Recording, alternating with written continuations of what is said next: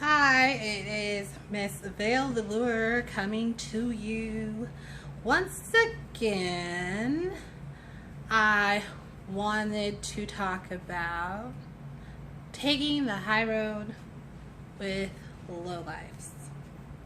Basically, I want to cover how to maintain your composure and your grace when dealing with nasty people.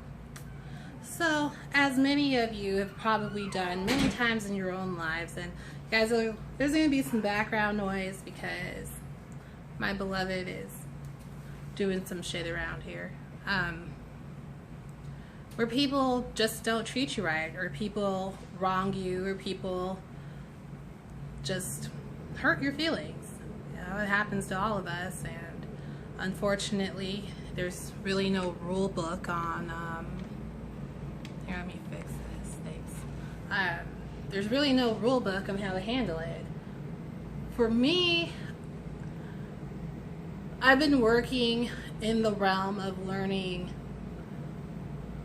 to speak up because I have or suffer from an affliction called nice girl syndrome. Basically, what nice girl syndrome is it basically means that you allow people to walk all over you.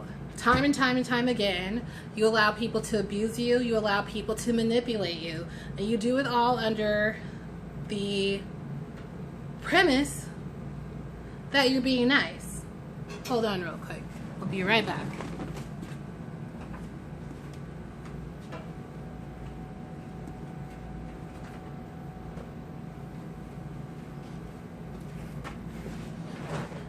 So, I've been reading this wonderful book by Beverly Engel and called The Nice Girl Syndrome. Stop being manipulated, abused, and start standing up for yourself. Well, in the book, it really touches upon, a lot of women feel the need to be nice. Most of us girls have been raised to be polite, to not get angry, to not display any type of negative emotion, to not display anything unpleasant or perceived as unpleasant to others. We're raised to be good little submissives. And basically, that's dangerous. It's very dangerous because it sets you up for repeated abuse. It sets you up for repeated manipulation. And these things are just not acceptable. So, I'm 31 years old, and my whole life, I've been nice. I have my shit moments, but for the most part, anyone that knows me would consider me to be a pretty nice person. And I thought I had to be nice. I thought I had to accept that as my position in life, I definitely wear my heart on my sleeve. I definitely would give the shirt off my back to anyone. But that was until recently. So I started reading this book, and I'm just gonna, skim through here real quick and kind of show you a couple of things, or ask. Actually, I'm gonna go through the questionnaire. Are you a nice girl? The Are You a Nice Girl questionnaire. So, if you can answer these questions, you're probably too nice, and you're probably setting yourself up to have people treat you like shit. So let me go ahead and go through these. Question number 1 is, do you have a difficult time asserting yourself with service people? For example, sending a plate of food back, telling a salesperson you're not interested. Do you get talked into things, including buying things because you can't say no, for number 2? 3 is, are you overly concerned about what people think of you? 4 is it overly important to you that people like you? 5 is, are you afraid to say how you really feel out of fear of making someone angry? 6 is, do you apologize too much and too often? 7 is, do you have friends or acquaintances you don't really like or have much in common with but feel obligated to continue seeing? 8 is, do you say yes to invitations because you don't want the person to feel rejected? 9 is, do you tend to give in because it makes you feel selfish if you refuse to help someone? 10, are you afraid people will dislike you if you are not cooperative? 11 is, do you have trouble speaking up as soon as something or someone is unfair to you? 12 is, do you hesitate telling someone that he or she has hurt your feelings or made you angry because you don't want him or her to feel bad? 13 is, do you avoid telling someone he or she has upset you because you think it won't do any good or will only cause a big problem between you? 14 is, do you have people in your life who take advantage of you? 15 is, do you often take the blame for things just to avoid an argument or avoid rejection or abandonment? 16 is, do you often make excuses for people's poor behavior, telling yourself that they didn't mean it or they didn't know better? 17 is, do you avoid conflict and confrontation at all costs? 18 is, do you get a terrible feeling when someone is angry with you? 19 is, do you give someone the benefit of the doubt even when people tell you this person is trouble? 20 is, do you give people another chance even when they continue with the same hurtful or inappropriate behavior?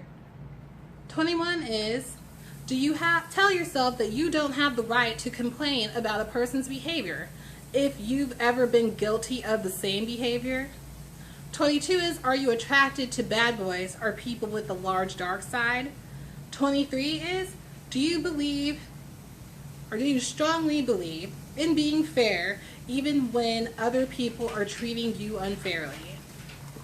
Guys, I am sincerely embarrassed and ashamed to admit all 23 questions. I can give a big resounding fucking yes to that. So what do? Where do you go from there? You know? I know for me, the idea of, I can't even go into like a clothing store and walk out after not buying something without feeling guilt. You know? There's a lot of things inside of me that really just kind of go unsaid for the most part. Sending my food back at a restaurant, you know, when other people do it, I cringe a little bit because I just, you know, I don't want to make their job hard. I don't want to make things difficult for them. That's insane, isn't it? Especially if you're paying for services. Especially if you really just don't want anything out of that store. You know, left up to me, if I had $1 million, I'd probably fucking give it all away. Like, I'd be buying shit just to save myself from feeling horrible. Even if I got home and realized, you know what, fuck, I really didn't like what I just got. So, along with that, I guess what I want to point out is handling situations where people have wronged you. This is an area in my life that I am definitely working on. And, you know, tonight I had an opportunity with someone that sincerely and deeply hurt me and betrayed me and just kind of waited until I was at a bad point in my life to really just, you know, serve me a big healthy serving of dick with no lube or a kiss first. As much as I'm, you know, in the car thinking, you know what, I'm going to let this bitch have it. I'm going to read them their rights. I'm going to go apeshit bananas loco. I didn't. Instead, what I chose to do is I got my point across very clearly, very succinctly. And you know, I'm a very good read of people. And I can read when someone has a guilty conscience. And just in the name of not trying to poke that bear or stab a bear or, you know, in turn just be fucking hateful too, I just didn't even acknowledge it. So I'd like to say in this situation, I'm very glad that I took the high road. But bottom line is, the right to speak up for yourself is your right. Whether people like it or not, whether it offends someone, whether it hurts them back, if your feelings are hurt, it's okay to express that. Because in most cases, people are not going to have any fucking problem telling you that you pissed them off, right? You know? So when I think about all the times I didn't say anything or I've done things because I was being nice, at the end of the day I wasn't being nice at all, because the main person that I was disrespecting was myself. How can I consider myself to be a nice person when I'm not even being nice to myself? So it totally just goes along with, you know, empowerment.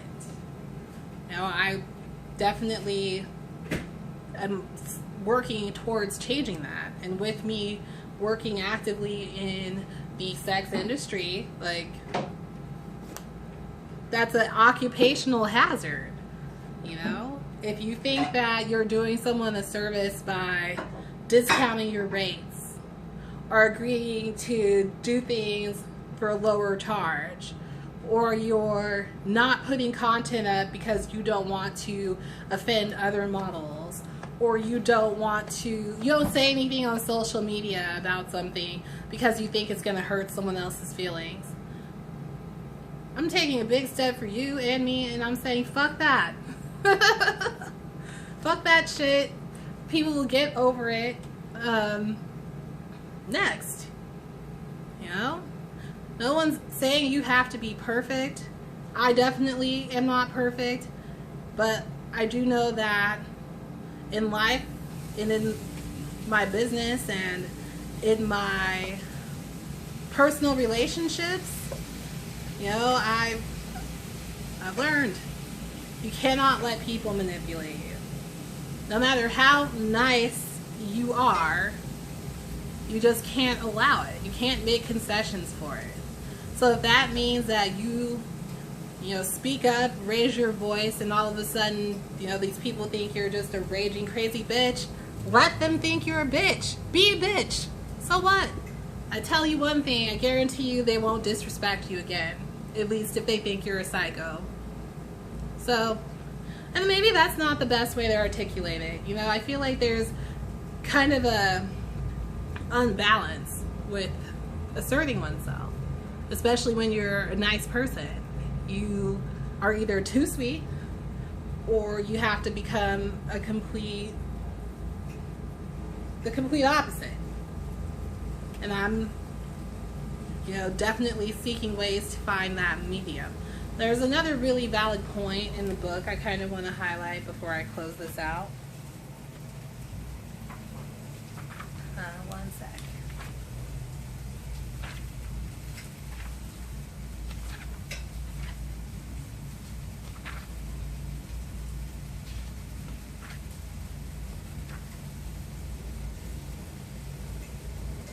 So another point that this book brings up that's really good is you cannot afford to be a nice girl.